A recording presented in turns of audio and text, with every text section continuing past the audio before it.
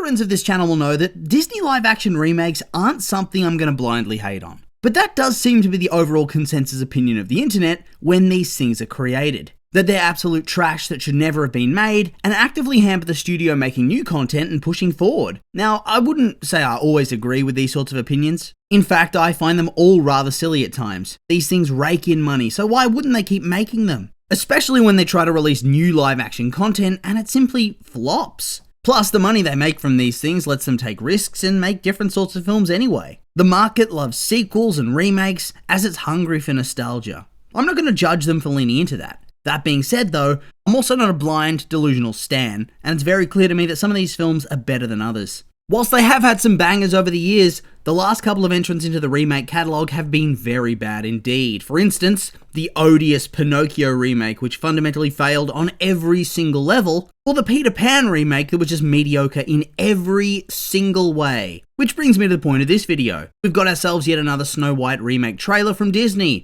Lovely. Not gonna lie, when the project was first announced, I was cautiously optimistic about it. Some of their remakes from the old classic Golden Age princess stories have been decent after all. I really liked Cinderella and the first Alice in Wonderland, as well as Maleficent. Just really good movies all round that took a classic story, put a new coat of paint on it, and made something slightly different and yet still very nostalgic. So I was hopeful that this film would be more like those earlier attempts. But the further we go through, the worse and worse this film seems to be. If I was Disney, I'd be very sad about this whole thing. But at the same time, can't really find it in myself to feel sorry for the House of Mouse. Oh, dry those tears with your billions, Bob. They've really had to weather the storm in terms of controversy again and again. First, they had the whole issue with little people and the concept of dwarfs in the title and the movie. That was a big back and forth that ultimately led nowhere except into a name change for the movie, as the dwarfs are still there. Then there was the issues with the wider fandom going after Gal Gadot. And then after Rachel Zegler, who seems to be the latest young 20s woman who the internet seems to hate with a passion, and who seems to be everywhere in Hollywood at the moment. Then there was rumours about changes to the story and comments from the creators or actors that rubbed folks the wrong way. It's just been a disaster zone. Then we got the teasers and they sucked. Simply put, it did not make me want to go and see this movie in any way, shape or form, it just made me sad. Yet another terrible Disney live-action remake that I have minimal interest in, but I'll see it regardless because I'm a glutton for punishment. It's just the way I am. There were very few things in those early teasers that I thought genuinely looked good, but hey, we have a fresh trailer, so maybe they can turn my opinion around. Let's jump into it, shall we? So straight away, first shot of the trailer, I'm already shaking my damn head. Who greenlit the styling on this poor woman? I get it. Snow White has the bob cut style, but my god, surely there's ways to do it that don't leave her looking like Lord Farquaad, right? It just doesn't suit her at all the way they've done it, and they should have figured that out very quickly. From here we get a little bit of exposition. We see young Snow White and her dad, the former king, who's clearly dead now, in the golden age of the kingdom, before we learn that the queen has changed everything about said kingdom.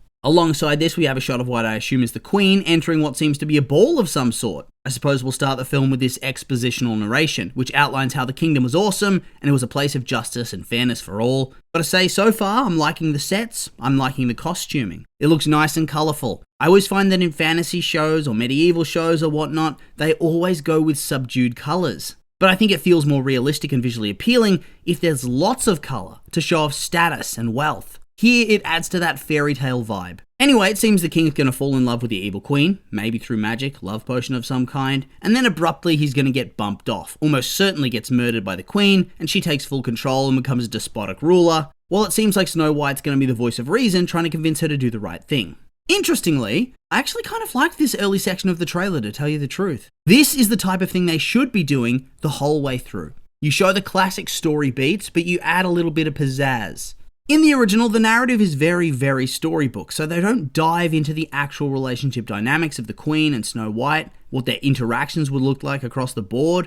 And on top of that, the dad isn't even a plot device. He's just simply absent from the story. He never appears at all, and I don't think he's actually mentioned. And so now we have a chance to add some depth. Will they succeed in that? Let's move on. Also, I noticed that there was a scene of the love interest, I think, getting arrested or sentenced by the Queen. So I guess we're discarding his princely backstory completely then. Is that how it's going to be? Because that was pretty much his only characteristic. So it doesn't really bother me all that much, as long as they replace it with something that actually makes sense. It's very much a wait and see sort of deal for his character. Never mind. There's actually another scene where he's looking ragged and she gives him bread through the bars of the gate. I'm not surprised they went this way. As part of this new age progressive movement, we've seen a lot of different shifts in how the films are put together. Mostly that's been through diverse casting decisions, and I'll be honest, those don't bother me at all. But here, we're seeing another step. Our character's a princess, and thus her whole fighting for the throne thing already feels like a case of fantasy first world problems. Marrying a prince, on top of all of that, could make her seem more distant or out of touch. So how can we make her relatable, Hollywood? Why, make her romance one of us regular paws, they say. Very stupid if you ask me. The reality is that these films are always going to feel out of touch. That's the point. They're supposed to. They're a fantasy. People don't give a shit if the princess marries the prince. Look at House of the Dragon. The same people that in real life would crap all over the likes of King Charles and the concept of monarchies continuing to the modern day are also going to be on Reddit screeching about rightful queens and how the words and wishes of an autocratic fantasy king must be respected above all else, otherwise you are morally bankrupt as the viewer. So making this dude a pauper just seems kind of silly, if that's the reasoning behind it. But okay. We see some of the back and forth with the queen in the mirror. We've seen it before, and I'll admit, I think it looks really good. I kind of think that at the end of the day, the best parts of this movie are going to end up being the scenes in the evil queen's castle. It looks cool, the vibe's there, it's just a feeling. We see the huntsman tell Snow White she needs to flee into the woods because the queen wants her dead, and she does so, like we saw in the previous trailer, and she gets caught in a storm and whatnot. Then she awakes in the woods, surrounded by little cute woodland creatures. Man, it's a good thing that this is the studio that has access to the tech that can create really gorgeous, hyper-realistic animals. And unlike in The Lion King, they wouldn't even need much expression or anything. They can just look like animals. They don't need to speak. That's what I was hoping to say. But instead they've given these animals weird-ass smiles that look uncanny in the worst of ways. Sort of feels AI-ish almost, and I don't like it. I especially dislike this rabbit that looks like the tinfoil coating of a chocolate Easter bunny, and this creepy tortoise with the old man face. No, thank you. Damn it. It was looking so good as well. The visuals I have rather enjoyed across the board. Whimsical and storybook-esque in the best of ways, but this just ain't it. She then makes her way into the dwarf's cottage, and once again I have to say that her costume looks really cheap here. Straight out of a Halloween costume rental store. It just looks so out of place to me. She's wandering through this fun little cottage wearing a DIY from Pinterest. I shouldn't be so harsh. After all, Disney is just a little startup company, right? She goes to sleep in the beds upstairs, fully soaked through by the rain earlier, so very rude. I would be pissed if I was either dopey, sneezy, or happy. Not only is there some random in the bed, complete with woodland creatures infesting the house, but she was damp, and now she's soaked through the sheets and the mattress. Then we see the dwarves enter the house. Oh no. What is this? How is this real?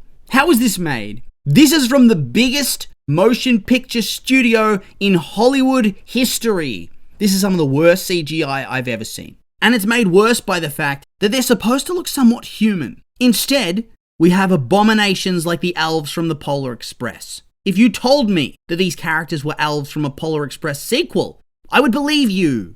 I gotta say, never forget that instead of using actual legit little people actors and giving them the opportunity of a lifetime in a Disney movie, not only just a Disney movie but a cinematic release, they chose to fumble it by trying to be artificially woke because they were scared that people would be offended that they used little people as dwarfs. I think Grumpy is still played by a little person, but it just doesn't feel the same because they've used mocap and very bad CGI. So it's not like the actors are getting any exposure out of this anyway. Nice one, Peter Dinklage. Thanks for pulling the ladder up behind you, mate. It really is such a shame that they look like shit, because let's be real, this is the dynamic we all wanted to see, and it's been spoiled by the fact that they look like this. This is the heart of the movie. How am I supposed to find it wholesome or sweet when I'm too busy laughing at them? Look at them! We then get to a rebellion against the Queen's storyline, which just has me wanting to just close the tab.